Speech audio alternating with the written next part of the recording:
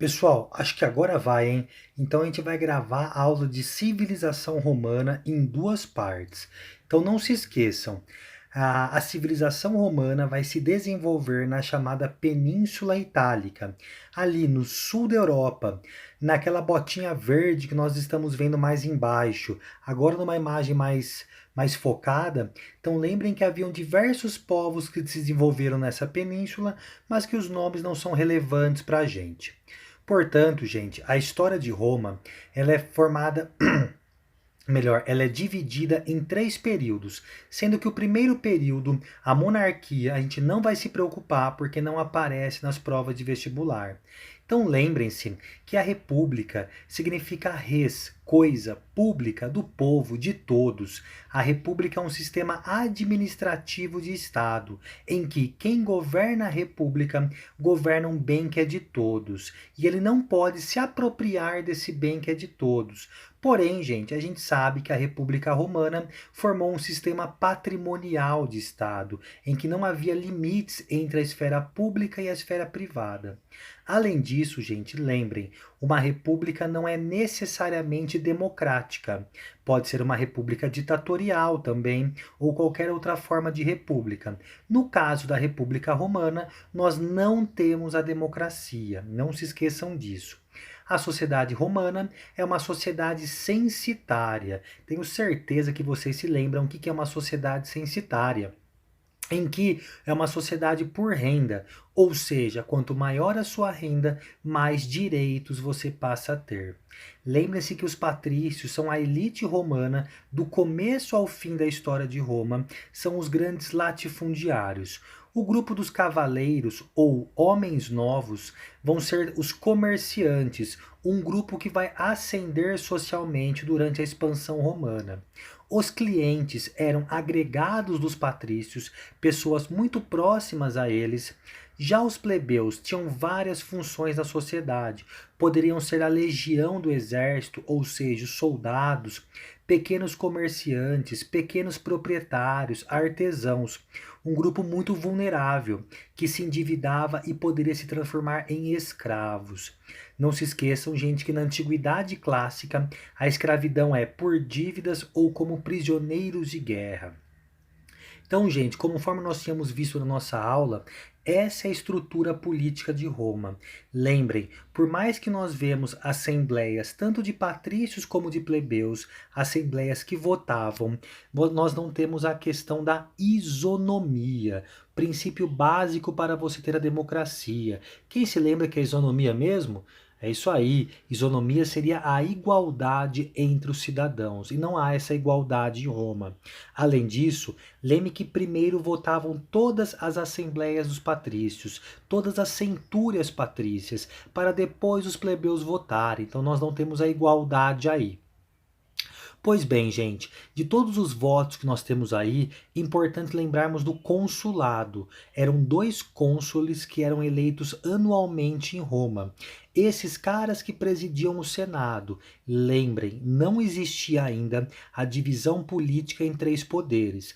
Porém, é como se esses cônsules funcionassem como o poder executivo de Roma. Eram eles que presidiam o Senado, então era o Senado que fazia as leis, que convocava, por exemplo, uma guerra, e nesse período o Senado ele é exclusivo, ele é monopólio dos patrícios. Eram 300 senadores patrícios que governavam de forma vitalícia. Além disso, era o Senado que tinha a prerrogativa de convocar a ditadura. Quando o Senado poderia convocar a ditadura em tempos de crise interna, de caos social, como por exemplo a Guerra Civil, que a gente vai terminar falando na nossa aula. E aí, gente, então, lembrem que esses são os principais magistrados, mas os magistrados não são relevantes para a gente nesse momento.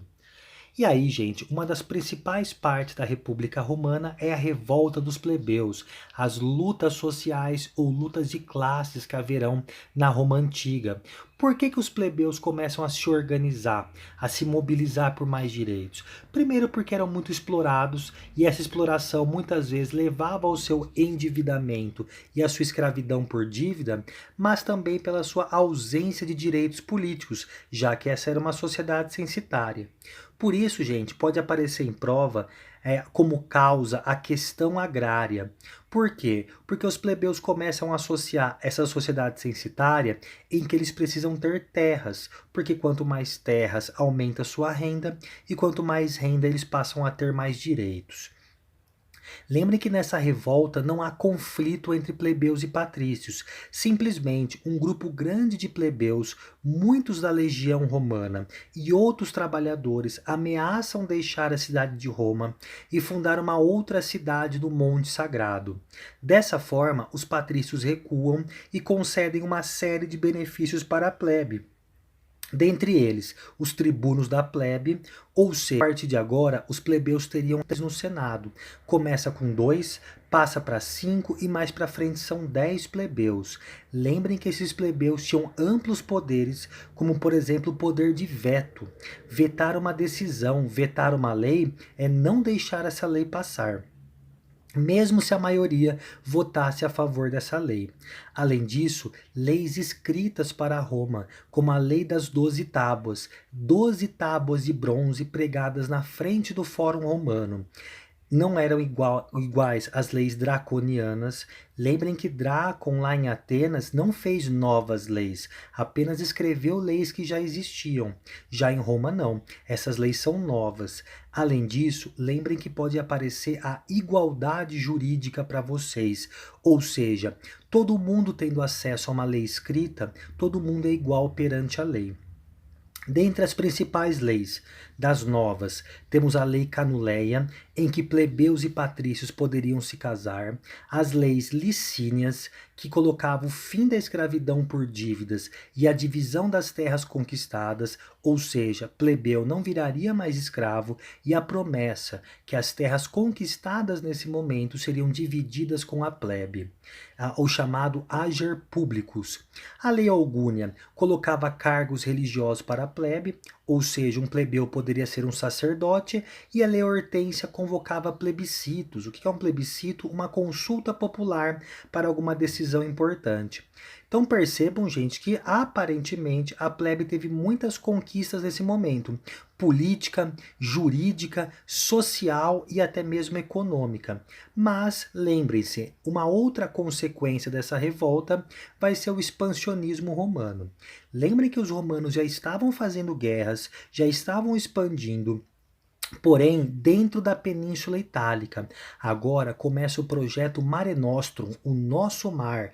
Os romanos querem conquistar toda a região do mar Mediterrâneo. Por quê? Quais são as causas? Querem terras, tanto para patrícios como para plebeus, por exemplo. Querem escravos, já que não se pode mais escravizar um plebeu por dívida.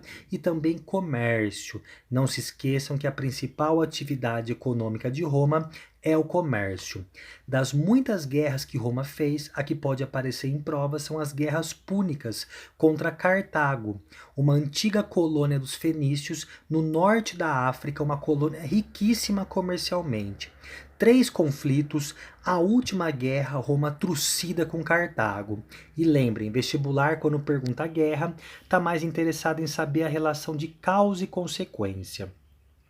Quais são as consequências então? Roma vai expandir territorialmente, porém, aquela história que as terras iriam para as mãos dos plebeus, lê do engano. Esses latifúndios vão ser concentrados nas mãos dos patrícios, mas também dos generais. Lembrem que os generais começam a virar uma força social cada vez mais ricos e também política. Por quê? Porque esses generais se transformam em latifundiários, em grandes proprietários de terras. E lembrem, gente, na sociedade romana, quando você tinha terras na sua família por 2 gerações, você se transformaria num patrício. Futuramente, os descendentes desses generais virarão patrícios e dessa forma terão um lugar no Senado, terão maior participação política. Dessa forma, temos como consequência o início da militarização da política, cada vez mais os militares interferindo na política romana. Além disso, gente, se o plebeu não tem terra, ele também não vai ter emprego no campo, já que o campo começa a ser dominado com escravos prisioneiros de guerra. E a plebe sem terras e sem emprego no campo começa a migrar para as cidades, principalmente a cidade de Roma. E lembrem, gente, é nesse momento que o grupo dos cavaleiros, os comerciantes, começam a ascender socialmente, já que o comércio fica cada vez mais forte. E principalmente, lembrem do colonialismo. O que é o colonialismo? É a busca por colônias, por novos territórios. Por quê? São esses territórios que vão abastecer a cidade de Roma, principalmente com produtos, mas também com escravos. E não se esqueçam, gente, sempre que há muito de um produto no mercado, você consegue abaixar o preço desse produto. Dessa forma, a economia romana depende da guerra, porque quanto mais guerras, são mais produtos em Roma, e quanto mais produtos, a inflação é cada vez mais controlada. Dessa forma, gente, nesse mapinha nós vemos, como nós vimos em sala, como o território romano vai aumentar após as guerras púnicas, por exemplo. Além disso, com a plebe empobrecida, vai aparecer a figura dos irmãos Graco. Quem que eram esses caras? Tribunos da plebe, representantes dos plebeus no Senado. Primeiro, o Tibério Graco, que vai propor a lei agrária. O que seria a lei agrária? A tal da reforma agrária, uma redistribuição de terras, que os patrícios pegassem parte das suas terras improdutivas, aquela terra que ninguém estava usando, aquelas terras mais distantes, próximas às fronteiras de Roma, e com essas terras você doaria para o plebeu que não se revoltaria porque teria o que comer em casa, e ao mesmo tempo você protegeria as fronteiras de Roma. Lembrem da frase de Tibério Graco: terra ocupada não é terra invadida. Dessa forma você alimentava a plebe e protegia Roma. Porém, Tibério e seus seguidores foram perseguidos e assassinados por senadores romanos. 10 anos depois, Caio Graco, seu irmão mais novo, propõe novamente uma reforma agrária e também a lei frumentária. O que seria essa lei? Que o Estado subsidiasse o preço do trigo para que o pão ficasse mais barato em Roma e que pelo menos a plebe tivesse algo para comer. Mais uma oposição do Senado romano, mais um fracasso, e Caio se suicida.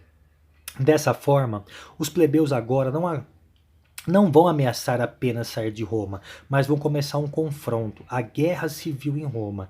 E lembrem, o Senado possuía a prerrogativa de, em tempos de caos social, de caos interno, convocar a ditadura militar.